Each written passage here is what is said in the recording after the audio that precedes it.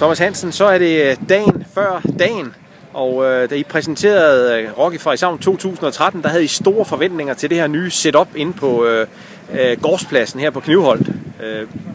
Er de blevet indfriet, de forventninger? Vi er rigtig, rigtig stolte over den her plads, som vi har fået bygget op. Og vi har fået så mange gode tilkendegivelser ved alle de her frivillige hjælpere, som har været med til at sætte op siden tirsdag aften. Vi er på nuværende tidspunkt, der er vi rigtig stolte, og vi glæder os som et lille barn til at vise den her plads frem i morgen. Og det skulle gerne være grobund for, at der også fremover kan blive koncerter her på Knivholt. I har talt rigtig meget om de der små rum, der er meget tæt på den her gårdsplads. Ja. Hvor gode har I været til at udnytte dem, synes du? Men som også vi fortalte her tidligere på, så har vi af samme grund så har vi bestilt 250 ekstra bordbænke i år, fordi vi netop gerne vil have den her store havefest for Frederikshavn. Og det synes vi egentlig, det lykkes rigtig, rigtig godt. Det er selvfølgelig svært at lige på forhånd at sige, eller at kende til folks adfærd, når det er første gang, vi gør det sådan, som vi gør det. Men vi synes i hvert fald lige nu, der har vi kulissen til at kunne præsentere noget, som vi ikke har set før, på trods af, at der rent faktisk er blevet afholdt koncerter på Knivholt i rigtig mange år. Så er det her et helt nyt setup. Og mange vil måske udefra tro, at det her det var et skridt tilbage. Jeg synes faktisk, det er 2 skridt frem.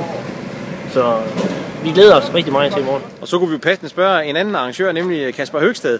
Når nu det her det er forbi, Kasper, og du tænker tilbage på Rock i Frederikshavn 2013 og siger, det der for mig, det var højdepunktet. Hvad tror du så, det har været? Det her med at kan holde et brag af en fest for 4-5.000 mennesker, jamen det er et højdepunkt i sig selv. Og det er noget, vi ser rigtig, rigtig meget frem til hver eneste år. Og jeg glæder mig også, som Thomas var lidt inde på, som et bitte barn til at holde den her fest.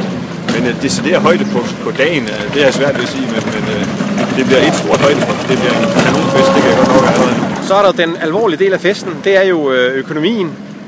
I har haft et par år, som ikke har været tilfredsstillende. Vi er 2013-året, hvor I kan sige, så lykkes det endelig at tjene penge igen.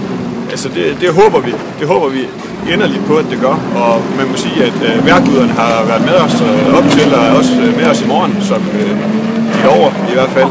Så vi sælger bare, at alt det flasker sig. Når man laver sådan en koncert her, så kan der ske rigtig, rigtig mange ting, og man kan ikke være 100% sikker på, at det hele det går efter en snor, men flasker det sig, som det skal, så forventer vi, at vi laver et overskud.